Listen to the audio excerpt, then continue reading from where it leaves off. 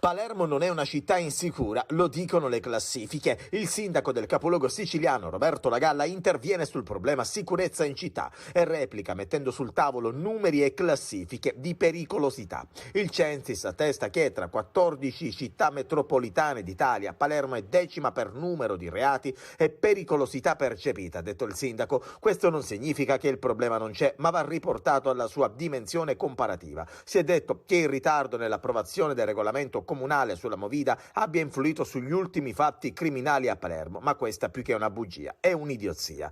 Gli ultimi episodi di violenza però in questo momento attestano altro, come la rabbia di parenti e amici di Lino Celesia, l'ex calciatore ucciso all'interno della discoteca Noc 3 di Palermo. I profili social dei due fratelli coinvolti nell'omicidio sono stati invasi da una pioggia di insulti e minacce. La squadra mobile di Palermo sta valutando concretamente la pista della premeditazione. Ci sarebbe un filo rosso che collega vari episodi, il liti alla Bucceria di Palermo e anche i colpi di pistola in via La Lumia, ma la movida che si riflette anche sugli eventi di Capodanno. La serata del 31 è stata annullata nella discoteca Mob di Carini. Il mega concerto di Piazza Politeama in cui si esibirà l'artista Elodie sarà praticamente blindato invece, con oltre 500 uomini e donne a vigilare intorno alla zona del Politeama. Serpeggiano ansie e paure tra i cittadini, commercianti, albergatori e persino tra chi dovrà presidiare le piazze Ruggero VII, Castelnuovo e vie limitrofe. Nella zona blindata potranno accedere solo 9.800 persone, ma sono molti cittadini che eviteranno di uscire la notte del 31 proprio a causa degli ultimi fatti di cronaca. Il concerto di San Silvestro è il primo maxi evento infatti a essere organizzato dopo i 2 recentissimi episodi di violenza che hanno terrorizzato la città.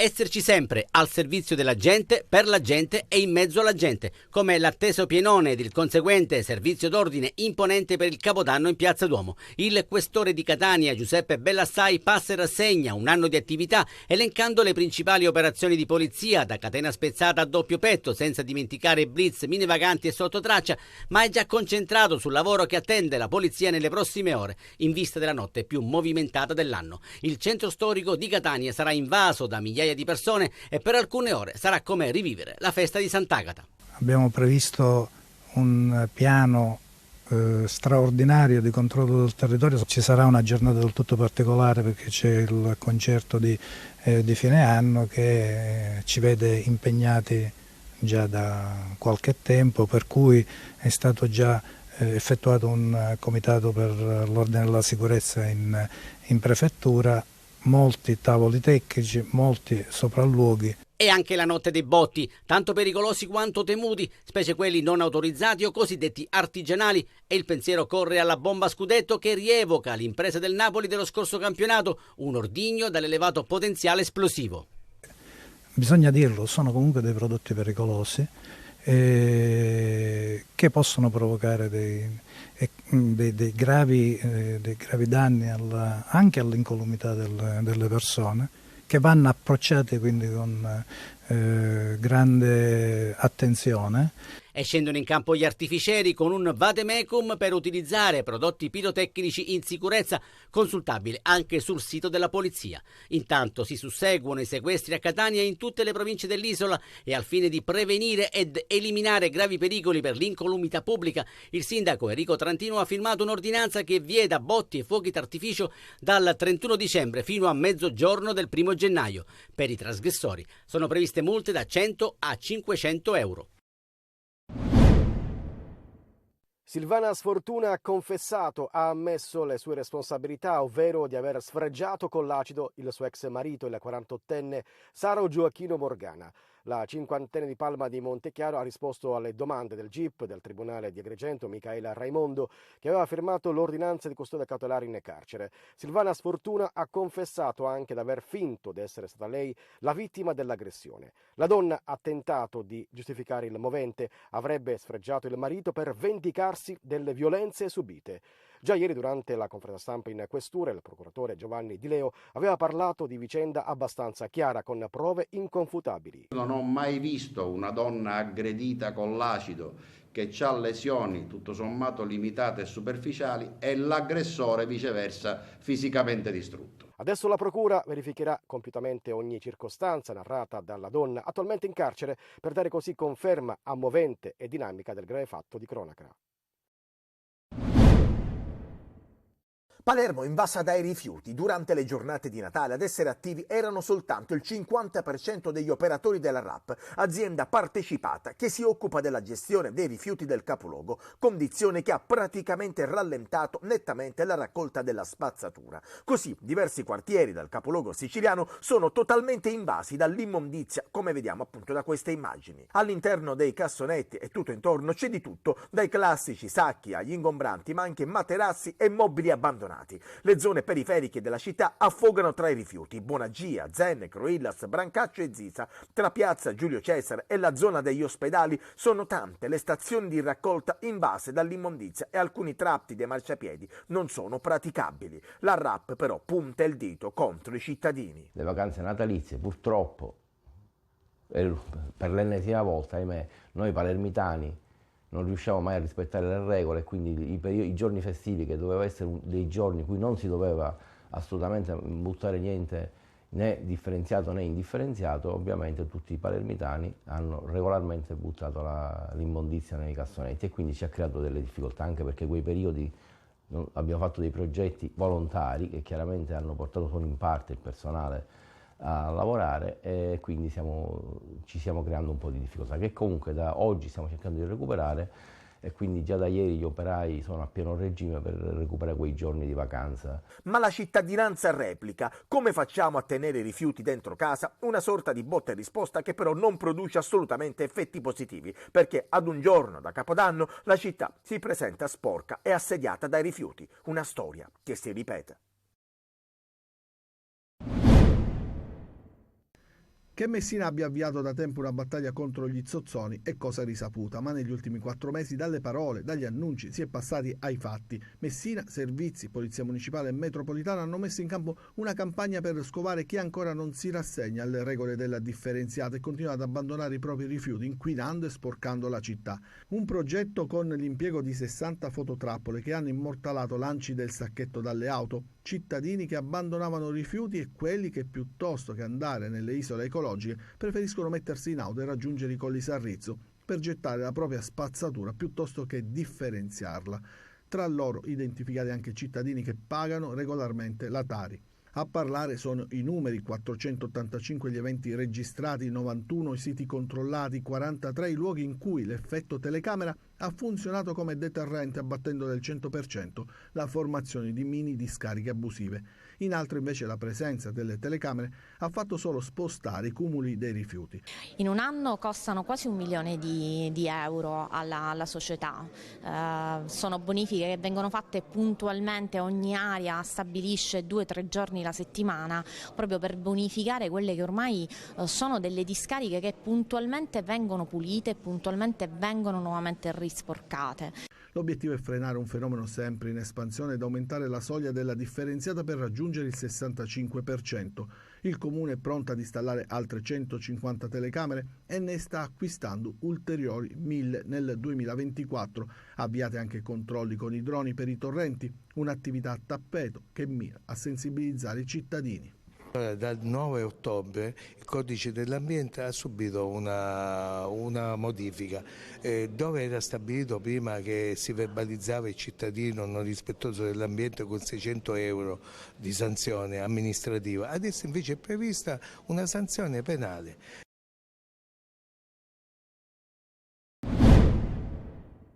Direttore, nuovo inserto di fine anno, 20 firme prestigiose ad arricchire la proposta del quotidiano La Sicilia.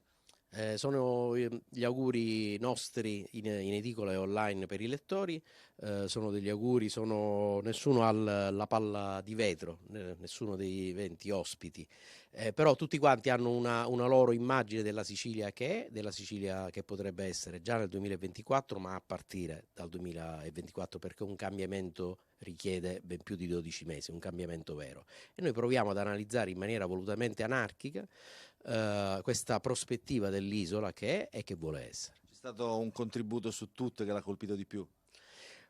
vorrei non offendere nessuno, diciamo che abbiamo messo geopolitica, cultura, società, sport e attenzione alle persone. Allora, in questo senso mi piace ricordare che abbiamo il pezzo autoriale del primo avvocato africano d'Italia, che è Denise Zaxongo. L'inserto si intitola La bella Sicilia, ma che 2024 sarà per la Sicilia in un'isola in cui tutti gli indicatori sono negativi? C'è anche un controtitolo che è Una nessuna 100.000. La Sicilia, come tante altre terre, è una terra complessa, ci sono luci e ombre, come ricordi bene tu, molte sono le ombre, gli indicatori economici, sociali, più in generale, sono tutti al negativo. Noi anche come operatori dell'informazione vogliamo e dobbiamo e ambiamo a intercettare quelle vie dello sviluppo possibile che magari non soltanto in 12 mesi possono aiutarci a venire fuori dalle secche e quindi a provare a invertire queste tendenze che ci danno oggi al negativo. Sono una vittima eclettica e non escludo la politica, la musica, assoggettata dagli errori della fisica. Anna Castiglia, dal palco di X Factor al palco di Piazza Duomo a Catania per il tuo primo Capodanno da protagonista in piazza. Che lusso, possiamo dirlo, bellissimo. Per me è un ritorno a casa, quindi sarà bellissimo salutare Catania così. 25 anni appena compiuti, catanese doc, anzi Marcagliocciu, come direbbe suo padre, il più noto Giuseppe Castiglia. Anna è cresciuta a pane, musica e catanesità. Ma io mi sedeo a fare poppetta. Che significato ha Io mi Dio, che poi è una nostra espressione tipica? Ma io quando l'ho scritta volevo simboleggiare un po' un nostro atteggiamento di rilassatezza, a volte cioè questa frase la diciamo molto spesso proprio per indicare un po' anche di menefreghismo a volte, però io sto rivalutando veramente anche questo ultimamente, vedo tanta positività. Dopo anni di studi e gavetta a Torino, la grande vetrina del talent musicale X Factor e adesso il ritorno nella sua città, che sa di emozione e soddisfazione. Quello catanese ha un altro significato sicuramente per me, rappresenta comunque un punto d'arrivo, un lancio ma anche di partenza, cioè è un palco stupendo, è ancora più emozionante magari della TV o di un palco esposto come quello di X Factor. E non escludo la politica, la musica, Mi hanno messo questa etichetta un po' della cantautrice vecchio stampo, che un po' mi spaventa perché non sono solo questo e non sono proprio la figlia di De André Guccini, però da un lato mi dà, cioè voglio sentirmi rappresentata da questa cosa perché lo fanno come complimento. È stato detto molto sull'ironia, le parole, il numero di parole, la velocità, quindi forse questo. E il 2024 sarà l'anno dei tour, dell'album e di tante altre novità in musica. Ma io mi Dio.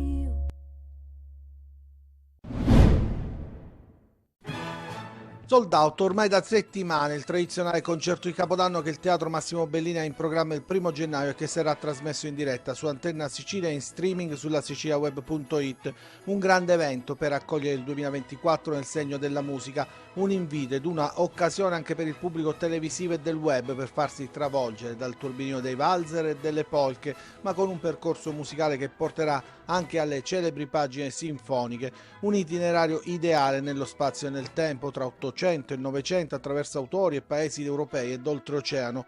Sul podio l'autorevole bacchetta di Ekerhard Stier, direttore e ospite principale alla guida della pluripremiata orchestra dell'ente, in un programma di musiche di Bellini, Tchaikovsky, Gounod, Mascagni, Aciaturian, Brahms, Johann Strauss, un'antologia alla quale si aggiunge una prima assoluta commissionata dal teatro al compositore catanese Matteo Musumeci. Ad aprire il concerto di Capodanno sarà una sequenza dei brani di Vincenzo Bellini con la maestosa sinfonia di Norma.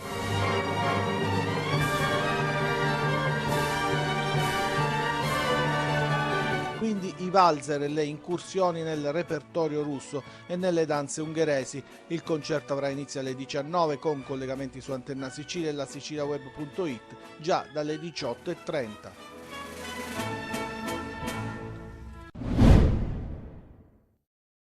Cedere prima di rinforzare è l'obiettivo dichiarato del Palermo per il calciomercato dal 2 al 31 gennaio prossimi. In partenza Valente, seguito dal Sud Tirol e da mezza Serie C. Salim Diakité, che può ricoprire ruoli di laterale destro e centrale di difesa, piace al club rosanero, interessato anche al fantasista Luka Topalovic, 2006 di prospettiva e tra i più continui nel massimo campionato sloveno. Con 5 reti subite nelle ultime 2 giornate, l'arrivo di un terzino destro è una priorità e oltre a Diakité c'è forte interesse per Lorenzo Dickmann del Brescia e Nicolò Pierozzi della Fiorentina. Il CD Group investirà per essere protagonista nel girone di ritorno. Anche il Catania punta a rinforzare l'organico, con acquisti mirati e funzionali al progetto del club. Tra questi il jolly offensivo Cesar Falletti, trattativa calteggiata da Lucarelli, di cui però la Ternana non vorrebbe privarsi. Arriverà anche una punta centrale, esperte di categoria come Salvatore Caturano o Ernesto Starita, o altrettanto forte ma giovane come Gabriele Artistico, mentre Dubiscas, destinato alla Juve Stabia, raggiungerà ex compagni e il direttore Matteo Lovisa, con lui già al Pordenone. Vicino il tesseramento di un altro big, Emanuele Cicerelli, che agirebbe in attacco sulla sinistra, al posto di un fin qui deludente Marsura. A De Luca è interessato il Siracusa, che ha già preso Sarao. Il Messina attende la riapertura del mercato per tesserare il giovane trequartista Leonardo Pedicillo, che si allena con i giallorossi. Si allontana invece la Vardera, mentre l'idea Rosafio può concretizzarsi se il giocatore, per ritrovare Modica, accetterà di ridursi l'ingaggio rispetto alle proposte più allettanti di Padova e soprattutto Novara.